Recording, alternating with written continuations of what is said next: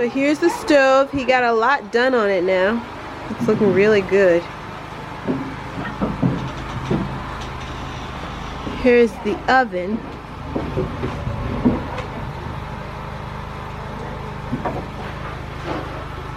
Here's where we're gonna put wood.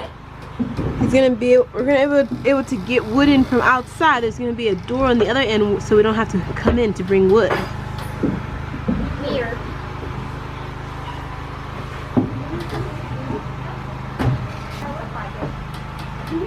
And over here is where we're gonna dry like food, dehydrate things.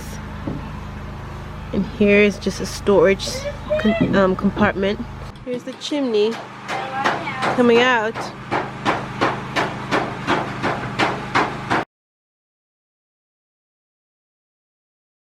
When Thomas was in the States, his mom gave him a beautiful little candy dish that she'd had for a long time as an antique.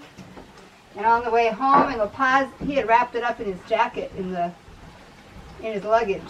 And in La Paz, he used his jacket. He forgot he had wrapped up the bowl. And he pulled out his jacket and the bowl fell down and shattered on the tile floor. So these are actually the pieces of that bowl. We were sad about the bowl and didn't know what to do. Thomas kept all the pieces. And wouldn't you know, at a little store in Ixiamas, a month or so ago, a store that sells stuff from Goodwill in the States, like Goodwill's leftovers. Here, we found this little bowl. Now, how likely is that? So I just thought we would take advantage of the little broken pieces and still use them for something beautiful.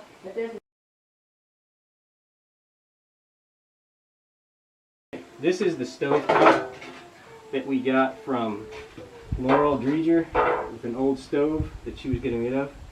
And so it had all these bolts in it. And so I welded these holes shut and ground it off.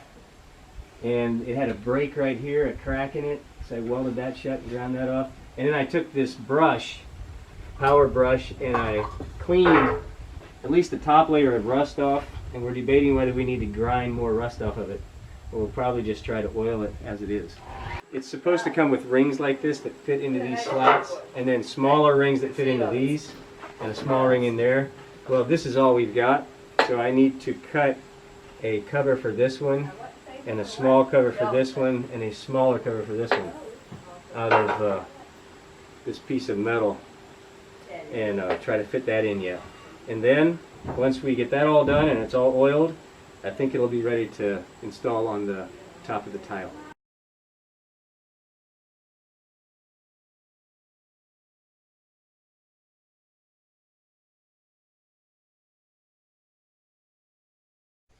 Okay, Tommy, what are you doing? Measuring for this special cut here for this bed. Okay. Tommy's been putting the battens up on the walls. They look really good. Cutting this notch in this board to fit around an upstairs beam, so it goes so it goes flush up to the floor. So what are you preparing the board for? Huh? What are you preparing the board for? Fit up in there. I'm cutting a notch at it.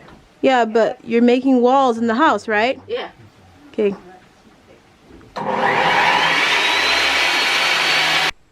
This is what I've been doing. Making a path here. Put some old tarp down and some gravel. See right here I made a ditch because when it rains this whole path gets completely flooded and we're like walking in water, and so we made a ditch and we're raising up the path and it looks very nice, I think. The borders that I'm putting, these little pieces of wood here, is from a palm that's called patchouli.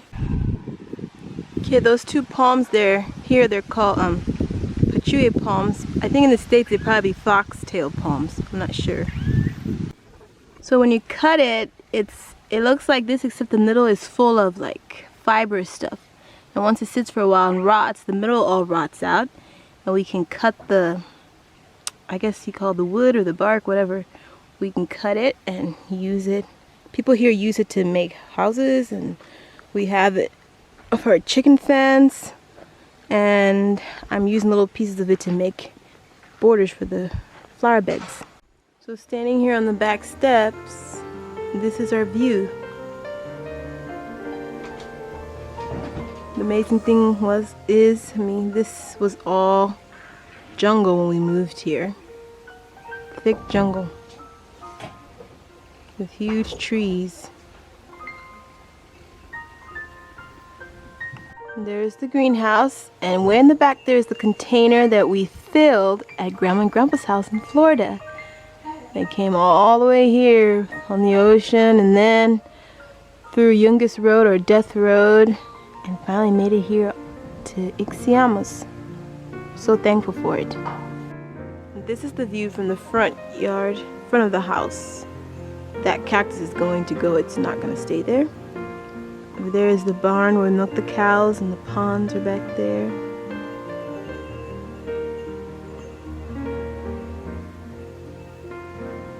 And this is the view towards the Chaco. There's the windmill.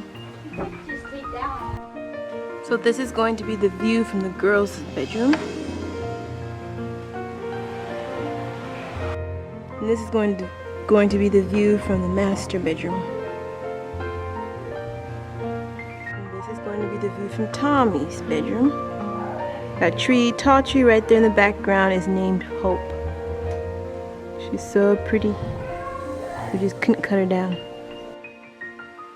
Every time it's raining and it's windy, I look out my bedroom window and I see her waving back and forth, and I'm like, Lord, I have hope that Hope will not fall down. Praying, Lord, keep her up.